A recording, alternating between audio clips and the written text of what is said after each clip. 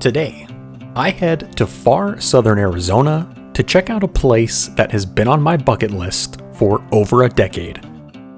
The mining town of Ruby is considered to be one of the top destinations for exploring the rich history of our state. With countless buildings, a long and fascinating history of operation, violence, and success associated with it, it is finally time to explore the legendary ghost town of Ruby, Arizona. Let's get started. To get to Ruby, we would head deep into southern Arizona, into an area known as the Tumacacori Highlands, a series of small mountain ranges that make up the area west of Nogales in the I-19 corridor. The ghost town of Ruby sits on private land, but is surrounded by the Coronado National Forest and sits just 5 miles north of the US-Mexico border. Accessing Ruby can be done only via 2 routes, both of them primitive dirt roads that are generally maintained for most traffic, although high clearance is recommended and inclement weather can quickly change road conditions. We entered Ruby from the east, leaving Nogales and heading north on I-19 for 7 miles. We exited at Ruby Road and headed west, following the road an additional 24 miles past Pana Blanca Lake and onto the ghost town. The drive was mostly easy as it winded through the scenic mountains and grasslands. Leaving Ruby, we took the other way out, following Ruby Road an additional 12 miles to the small town of Arivaca, then picking up the paved Arivaca Road for 31 miles back to I-19. The history of Ruby is long and prosperous. Unlike other mining camps, Ruby's prosperity was lasting and allowed it to become a thriving town for many years. As early as the 1500s, Spanish conquistadors entered the area in search of riches. They referred to the area as Oro Blanco, meaning white gold, named for the distinctive light gold that was found throughout the area. As more people moved west, the influx of prospectors, ranchers, and miners brought more activity to this rich mining district set here in the scenic Bear Valley. By 1872, mining had begun at Ruby. Originally called Montana Camp, named for the nearby Montana Peak that many prospectors worked in the shadow of, gold, silver, lead, zinc, and copper were all found in high concentrations in the area. However, the poor extraction methods used by the miners and a lack of reliable water put a damper on the success. While the Montana mine was established, it took some time and capital before it could be developed in a much bigger way. In its early years, the mine was owned and operated by the Orion Company, which was eventually sold to the Montana Mining Company.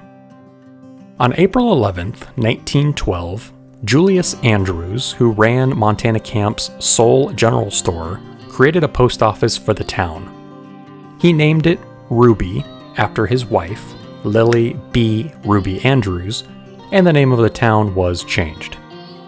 Ruby continued to boom through the 1920s, reaching a period of high prosperity by the late 1920s. From this time through the mid-1930s, Ruby was the largest mining camp in the area. It was during this period the rich minerals that had been found in abundance drew all kinds of people to the town, which had swelled to about 1,200 residents during its peak. Miners, entrepreneurs, and others lived in tents, adobe houses, and other structures surrounding the main town. The Montana mine was bought and operated by the Eagle Pitcher Mining and Smelting Company, who also heavily upgraded the mining camp's amenities. Perhaps the biggest upgrade was the construction of a 17-mile pipeline that brought reliable water from the Santa Cruz River to town. It was finished in 1930 at a cost of $100,000, or about $1.8 million in today's money when adjusted for inflation. Ruby boasted electricity, which was supported by diesel generators, a hospital with a doctor, a school with 8 grades and 3 teachers, and many other elements of modern life at the time. From 1934 to 1937, Ruby was the leading producer of lead and zinc in the state of Arizona. And in 1938, it was the third largest silver producer in the state. However, by 1940, the mining camp had mostly played out, and the decline quickly brought about its ruin. The post office was discontinued on May 31st, 1941, and by the end of that same year, the town was mostly abandoned. Sporadic mining continued as late as 1958, but never amounted to anything like what it was at its peak. The underground workings in the Montana mine and surrounding claims were extensive. One vertical shaft, which had 9 different levels, was dug a total of 10,000 feet underground, reaching a maximum depth of about 750 feet. Throughout its lifetime, the mines in total produced 870,000 tons of ore. While Ruby had modern amenities like running water and electricity, life in town also had a tendency to be very dangerous and violent. Like any mining town, Ruby was subject to occasional acts of violence. However, because of its proximity to the border region, Ruby was especially prone to this. When the Mexican Revolution began in 1910, the town was frequently harassed by bandits and rebels who had come over from Mexico. The lawlessness that occurred because of the Civil War meant that citizens across the border in Ruby were encouraged to keep a gun in every room of their house or store. By 1920, the revolutionary violence had calmed down, but a pair of double homicides, known as the Ruby Murders, began. In February 1920, the mercantile was sold to 2 brothers, John and Alexander Frazier. On February 27th, the store was hit by armed robbers, who killed Alexander and left John shot and left for dead. The bandits made their way south to evade capture. By October, one of the presumed robbers was killed during a gunfight with Pima County Sheriff deputies, and the other was eventually arrested and jailed in Mexico for the crime. In August of 1921, the mercantile had transferred ownership since the previous owners had been unfortunately killed, and it was now operated by Frank and Myrtle Pearson, a husband and wife who lived in the store with their 3 daughters. Despite being warned about ongoing violence, Frank thought a second attack on the store was highly unlikely. While out on horseback with his wife, Frank saw a group of 7 Mexican travelers riding towards town. They quickly rushed back to their store, figuring the gentleman would surely want to buy something from the mercantile. Sure enough, after asking for tobacco, the group of men shot and killed Frank on sight and then turned their guns toward his wife. Myrtle was shot and killed as well, and her 5 gold teeth were stolen. The daughters were left alive as the bandits made off south. An ambulance was summoned from Nogales, and a large posse of Ruby civilians and lawmen began to scour the surrounding desert for the men. A U.S. Army biplane from the garrison at Nogales was called in to aid in the search, making it the first time an aircraft was used in a manhunt in Arizona. $5,000 bounties were issued, but the manhunt had ended temporarily.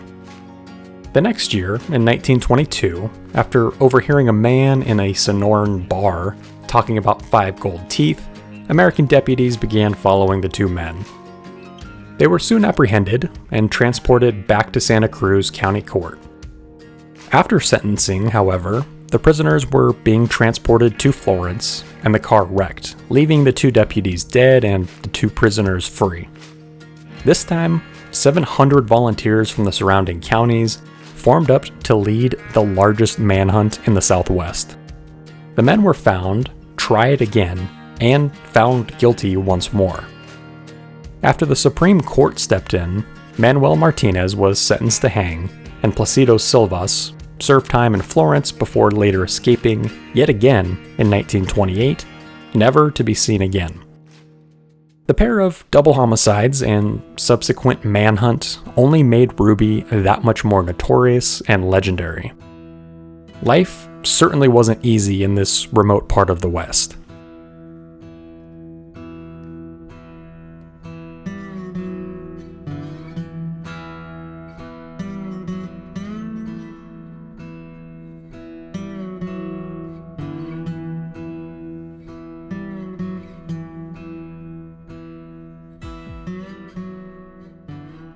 Today, the days of rampant violence are long gone. Ruby has only one full-time resident today, and that is the caretaker who resides on the property. So, needless to say, town is a little quieter. For many years, Ruby was privately owned and not accessible to visitors.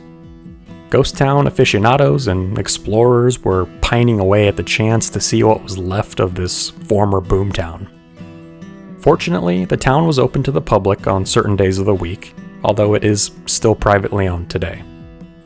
Visitors must apply and pay for a visitor's permit, which ranges from day-use visit to overnight camping stays on the property, as well as a fishing permit to fish in one of the town's 3 lakes that remain near the tailings pile. The caretakers and other volunteers have helped the owners leave Ruby in a suspended state of decay. While some buildings have been lost to time from weathering and collapse, many remain in a wide variety of conditions.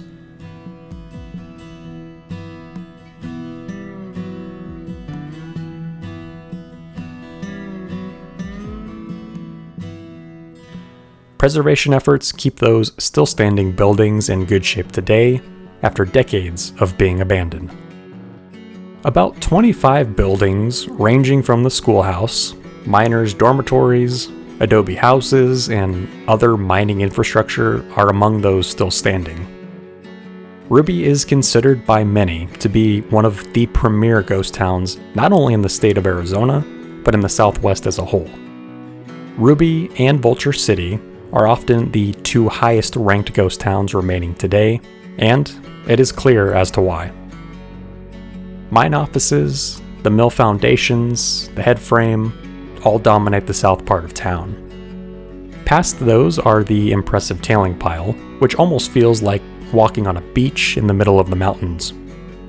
Roughly 700,000 tons of sand-like tailings remain left behind today, a testament to the large amount of earth moved over the years the Montana mine was active.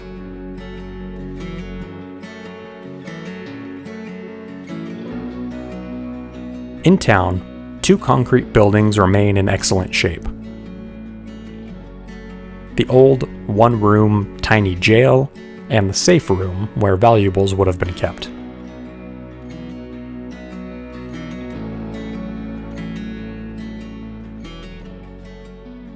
The old school houses the town museum, which features core samples, a collection of rusted tools and frosted glass bottles, historic photos, and a collection of mining maps that offer visitors insight into what life would have been like. Walking the streets of Ruby, there is so much to see. Every old building and structure is an opportunity to learn about the past and invites you to explore the decaying ruins inside. Nowadays, it is so quiet, it can be hard to imagine 1,200 people living and working in this bustling hub of activity. A trip to Ruby is well worth the effort. I was excited to finally check off this name from the list on the always ongoing effort to see what Arizona has to offer.